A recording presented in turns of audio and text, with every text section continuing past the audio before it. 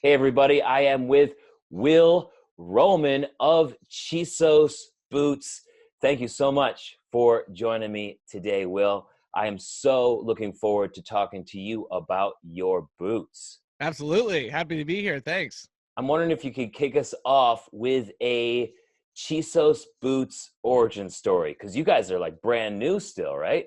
This is right. Yeah. We launched November 1st of 2019. So it's just been a few months, but it's been a fun ride so far. The origin is it's really a story of my own need and my own desires. So I had a few back injuries in my 20s. Actually, I had a weightlifting accident, then I had a motorcycle accident. And so, this made wearing boots painful. If I wore them out for a night dancing, I would feel it for a couple of days afterwards. Now, of course, being a Texan, I wasn't going to stop wearing boots. So I would, buy a half size up or a whole size up, and I put inserts in them and all sorts of stuff. But then it looked like I was wearing clown shoes, and it just wasn't a thing. So, um, you know, at the same time, I go out to West Texas. This is where I go to recharge, and it's where I go to get away. And so it's crazy to say this, but January of 2019, I was out in West Texas, Marfa area, Terlingua area, Big Bend National Park, where, of course, the Chisos Mountains are. And when I'm out there, I wear cowboy boots exclusively. When I'm here in Austin, I wear them 85% of the time, but it's 100 when I'm out there. And my back was killing me at the end of every day. And I'm sitting there one night and I'm looking down at my feet, and I'm thinking, man, how hard could it be to make a comfortable pair of cowboy boots? Well, it turns out pretty damn hard. But that's where it all started. And so I dove into how to make them, and I went to the bookstore. I got just clear their whole rack of cowboy boots. I bought books online, and so I was just reading everything I could. And at the same time, I was asking around, hey guys, people that I knew in my network, saying, any of y'all know cobblers? Then I met with some of the ones here in Austin, and a friend of a friend had somebody they knew down in Guanajuato, Mexico, which is, the Leon in Guanajuato is the leather capital of the world, or at least North America. And I got in touch with him, and he said, you know what, come on down here. So I spent collectively 3 months of 2019 in Mexico in the workshop, and it's one of those small spots. There's about 20, 25 people total. Not one of those big 700 person factories like they got down there. And he taught me the art of boot making. And along the way, I kept pushing back, saying, what about this? What about that? Talk to me about why don't people do it this way? And, during that process, I also started to physically cut open boots. This is my, workshop here at home, where I slice boots in half, and I figure out, okay, what's in these things. And so I set off, wanting to make a comfortable boot. But what I realized is a lot of the big players have been cheapening their boots. They've been introducing plastic heel counters, or they're putting, synthetic shanks, or they're cutting out on the cushioning, or they're lowering the quality of the leather. There's a number of different things that they do. And so I said, well, why don't we go back and do it old school, the way it used to be done, which is designed to be absolutely durable. And then let's marry, the past 50 years of technology that, thank you, Phil Knight and Nike. And, let's take that idea that a shoe could be comfortable, and let's put the two together. And the result is Chisos boots. I think that's my favorite aspect about your business, is that you've combined the traditional and the modern in such a great way, sort of taking the best of both worlds. It's really interesting. But let me get this straight. So you had the idea for Chisos in January 2019, and then you launched in November of 2019? Like, yeah, that turnaround is ridiculous. I'm kind of a maniac. I guess so. There was not a lot else that happened in my life that got attention during that time. And I had to caveat just a little bit, which is that it's really kind of a culmination of things. So, one, like 10-year-old me is doing backflips that he gets to make cowboy boots all day, right? I mean, this is like, what do you want to do when you're 10? You're like, I want to drive a fire truck, or I want to be a cowboy, like this is pretty awesome. So like I feel like that seed has always been there. And then, I've worked in technology, and I've done startups. I've had my own small businesses. I did screen printing, and all of these things, I feel like have all kind of come together in Chisos, where it's like, you were, before we started recording, you were kind of talking about, I'm a little obsessive about things, which is totally true.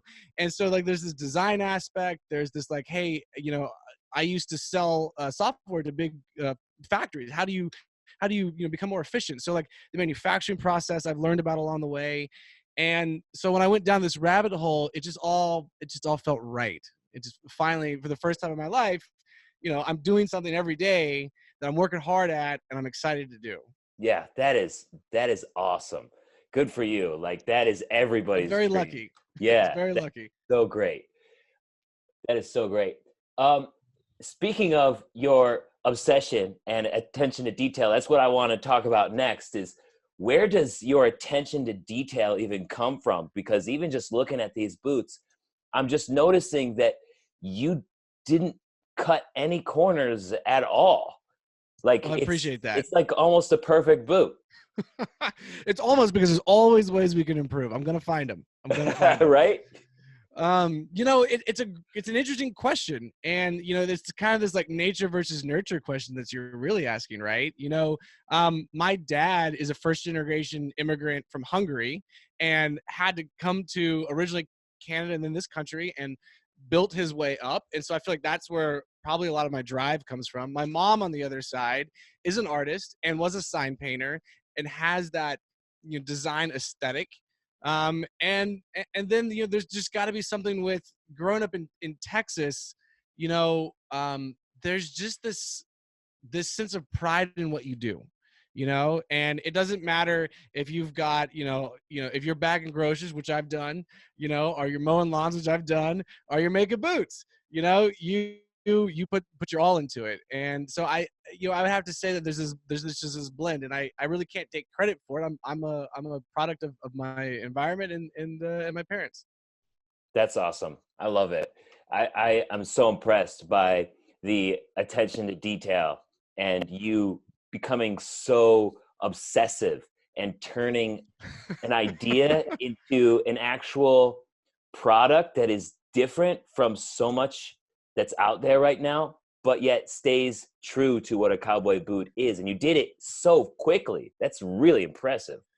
Well, it's really rewarding that people like you notice and that people out there appreciate it. We're getting, so the company here in Texas at the moment is myself and Katie Dorian. It's a two-person shop, and we get emails every day or messages online from folks who have bought the boots who are like, oh my gosh, we love it. Like, we love the comfort, but there's also, like you said, there's just something else. It's a culmination of everything together that's unique. And so it's really rewarding that you're noticing and that there's people out there, like me, who appreciate it. Yep, the word will spread fast for sure. No doubt. Let's talk about what makes your boots more unique. And let's start with the actual leather that you use. Now, you're using retired dairy cow leather, correct? That's correct. Yes, sir. How do you treat it so that you can actually use it, because it's not traditionally used in the creation of cowboy boots, right? You're correct. Yes. So, traditionally, if you want to get a high-end, very soft leather that you use for your cowboy boots, people use calfskin. And so when I went down this rabbit hole, and I went in and I started talking to tanneries, I said, look, I want to go to where these are harvested. Where are the cows, coming from? I want to see it with my own eyes, which is rare. Honestly, people don't usually go up the supply chain. And I didn't like what I saw. We'll keep it that way. And so I said, okay, what's the other route to go? And so then it's like, yes, it's older cows. And so we work with a dairy farm in Mexico, and it is, it's actually quite large. It's not these tiny pens that they keep them in. They have a grazing field, and they come in for milking every day, of course. And so when these cows have lived out their lives, and then they're either dying of old age, or they're being processed for the secondary meat market, let's full eyes here about it. We show up and we say, you know what? Instead of generating demand for the leathers, we'll use this byproduct. And people typically don't want it because it has imperfections and it's very tough and it's hard. Well, what's the flip side to that? Imperfections are interesting. You've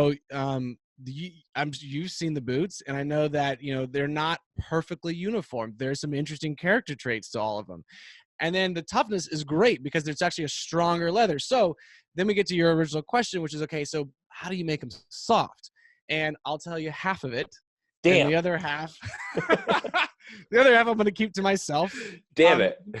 No, we've worked with our tannery, and again, this was very thorough throughout 2019. Okay, how do we not use lead? That was a big requirement, and how do we make them soft? And so there's some particular stuff we do during the tanning process. We also treat them, and this is giving away a little bit of the secret sauce, but that's okay. We have a method where we simulate them being walked in. So, if you've got an old pair of cowboy boots, that leather it's broken down. The collagen has had abuse for years. Yeah. And so that's what makes it so soft. And so we do that after the tanning process.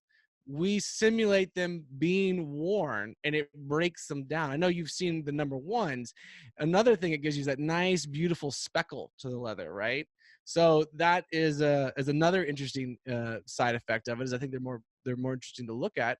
Mm-hmm. But that's half of how we do it. Can you tell me a little bit about your process and the idea behind actually creating the insole that you have in the Chisos boots? Yeah, absolutely. So, the idea originated just quite simply is that I was going to, Walmart and buying insoles and Dr. Scholl's gel and all that kind of stuff, and I was shoving them in my boots, trying to make them more comfortable. And there's two side effects to that, which is that one, it doesn't fit anymore, clearly. So that's part of me buying bigger sizes. And then two, it doesn't feel the way I want a cowboy boot to feel. It doesn't look, high quality. When you look into the boot, when you pull them on, it looks like you've got some cheap inserts in there, which is what they were. And so, I set out going, okay, how do we build this into the boot? And so this required restructuring the vamps and the lowers to accommodate that extra room. This was honestly the most time consuming part of the entire process because making last takes time. It's very specific. I send my measurements, we create them and we come back and then we make a boot out of it. And then we go, okay, no, we need to do this a little bit, so that back and forth process was very long. At the same time, I'm working on the insoles themselves. And so this took figuring out, okay, what are, all the different polymers that people use. You've got a certain type that is the main body. Then you do have gel, which is for that impact dissipation. So when you walk, it doesn't go up into your body. It dissipates into the materials. At one point, we had memory foam on them because I'd seen that in some other boots that I cut open. The problem with memory foam, though, is that once you stand on it for a few hours, it loses its rebound and it compresses. So it's like, okay, we're not going to use that, so we'll use another foam. And then the last piece was, okay, it absolutely had to be topped with leather. Mm-hmm. And this is something that the guys I was working with had never seen. And so the process for figuring out how do we bond the leather to the top of those polymers so that it doesn't peel out, it doesn't crinkle, it doesn't melt when we do the process. That was quite an adventure. But the result, I think, is a boot that when you look into it, it looks the way you expect, a high quality, fully leather lined boot to look, which, by the way, we have, premium leather on the inside. And it feels that cushion. But the thing here, though, is, again, it's like you alluded to about old and new, is that the leather has natural antimicrobial properties. It has a certain texture to it that we all like, and so we're still including that. And then you've got that extra cushion underneath. And one small detail, I don't know if you know this, but we actually still put cork in our footbed. which is Yes. old, right? Which is old school, which is what you used to do when you didn't have any cushion. You'd put cork, so you had a little bit. And I was like, you know what? Let's put it in there anyway. So Mhm. we've got pretty much as you can get on the market. And here's the thing: like it's a handmade boot. You know, it's handcrafted.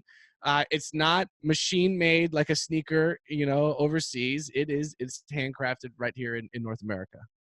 So I remember us talking that if somebody wanted to have like the traditional fit, they could potentially take the insole out because you still have the cork, and then on top of that you have that hard leather insole that's on top of the cork, and then you just basically put the insole in on top of that. But like you said, the last has to be different. That insole is really thick. So if somebody would want to do that, what would you recommend for sizing down so that they could wear your boots without the insole if they wanted to? Yeah, well, you know, if you want to, you're gonna have to tell me why. Right? 'Cause I don't understand. But it's you go down a full size. So you're right. So you can pull the insole out. We have other than that, the boot is fully constructed like you would expect. You can use them without the insole. You still got the cork footbed in there. But you would go down a whole size. And that's another thing is that, you know, and you may have noticed this, but once you wear the boots for a week, you know, that insole in the back does still, like leather, still does start to shape to your heel. And so it settles just a little bit. And so it flattens out on the back, and you've got a real nice arch to it. Yeah. Yeah, I like it. It's different. It's taking some getting used to be honest, Sure. but I like how it's shaping up. I like how it's shaping up. Let's move to your name, Chisos, and the Big Bend National Park. Now, how much of a percentage goes to the Texas land conservation from each sale, and why is that important to you as a part of your business? Great question. So we guarantee that 1% of top line revenue, so this is before we take out all of our expenses and everything else, uh, goes to Texas land conservation. Now, in 2019, so November and December, you know, my NBA friends are going to shoot me if I tell them this, but we gave over 10%. Uh, you know, we supported some great organizations here in Texas, Texas Parks and Wildlife, the Hill Country Conservancy, the Big Bend Conservancy, of course. So, you know, as our revenues go up, the percentage will go down, but the total amount we donate will still continue to grow. Mhm. And, you know, let's say one day we're massive, you know, that 1% is really a minimum. You know, we're always going to give more in terms of individual events, man hours that we volunteer, and that type of stuff. And the reasoning behind it is, you know, I really want to build the company that I've always dreamed of, which is one that reflects my values and is a part of the community. You know, we worked with the Hill Country Conservancy here because they do a lot of work across Texas, but especially here in Central Texas. And we wanted the community at our launch party to be able to give to things that impact them. And you know, places like Big Bend and you know, Hamilton Pool in Central Texas are stunning. You know, you get down here, I'm going to take you. We're going to go do some awesome hikes. And Sounds I want to good. make sure that they exist. And part of that is that, you know, people say, well, hey, it's a national park, it's protected. You know, it is. There is still a lot of additional funds required to maintain it. But here's the other piece is that, you know, the water outside of these protected areas that feeds into them is just as impactful on the ecosystem. And so what we love to work with is organizations that work with private landowners, and they say, hey, we're going to build protections into your land. You get to keep it. You can still sell it, but those protections go with the property in perpetuity. And so that helps to make sure that these places continue to exist. And honestly, I think it's just about being a good steward of what we've been given. Yeah, totally. I think it's so important, especially in the Southwest too, because it's Yep. just so beautiful. The Southwest is some of my favorite landscapes ever. I mean, the first time I saw New Mexico, I cried. I lived in Phoenix. I absolutely love the Oh, Southwest. Been through excellent. Marfa and West Yeah. Texas, so it's like it's so beautiful, and I know that so many of your customers appreciate you doing that. You know, there's something magical about the Chisos Mountains. So it is it's an entire mountain range. You know, it's the only one fully contained in a national park, but it's in the middle of a desert, and it's high desert, and then out these beautiful blue and green mountains. There's a whole different ecosystem. There's bears and mountain lions, and it's the crazy thing about it when you're there is that the sounds and the smells are different than any other mountain because it's the desert around it. And there's just something about that contrast that it's just magical. It's just magical. Wow, I'm sold. I want to go. Let's go. All I'm right. in. Anytime. Sounds good. What is your goal for Chisos boots? It's a great question. You know, so I thought a lot about, you know, the type of business I wanted to build. You know, we don't have $40 million in funding from out of state. You know, we're not one of the big old legacy companies that's been around for 100 years and has tons of support. You know, we're old school. You know, we sell boots, we stay in business. But that also means that we get to dictate a little bit more of our own destiny. And, you know, so I don't want to be $100 million business. I don't. You know, I want to make enough where the business will grow and stay a small business, but will be, you know, a place that, you know, feeds it is energizing to the people that work here and is involved in the community and can still give. You know, if I had to draw a comparison, you know, this is, you know, we're far from this, so this is not trying to, you know, say that we're anywhere near this, but I'd like to be like a mini Patagonia. You know, they make great products and they've got this, you know, incredible commitment to being good stewards of the parts of the earth they interact with, and they give back. Now they're a massive company, and we don't want to be that, but you know, we do want to be a company that, you know, is more than just about selling products. You know, it's about really having relationships with the folks that want them. And, you know, I know that you can connect with this, is that people who wear cowboy boots are a little bit different than the rest of society at large, you know, and it's a little bit like pulling on the uniform, you know, like, you know, that you're standing out a little bit, and you know that you have a responsibility to behave a certain way. And I think that what I've seen is that people who are drawn to boots, you know, who either come from Texas or outside of Texas, there's almost like an ethos that comes with it, that these are the types of people that look out for their neighbors. And so we want to be a company that reflects those types of values. Do you have any plans for exotic boots? We do. Right now, I'm going through the process of visiting those locations, which is harder because they're not all easily accessible, and some of them in particular don't want you to show up. So we are, you know, it's not on the near term right now, but it's something that I'm actively exploring. We do want to release exotics, but they're gonna have to meet our requirements in order for us to use them. Any special requests? I'm always one for Cayman or alligator or something like that. Like, that would look great. But then I feel like snakeskin is right up your alley too. It might be. Yeah, we got a lot of rattlers out here. No doubt. And I know Florida needs help with some of those pythons. So yeah, right. we can put them to good use with Chisos. There you go. Awesome. Thank you so much, Will, for spending this time with me. I am so looking forward to continue to watch Chisos over the years.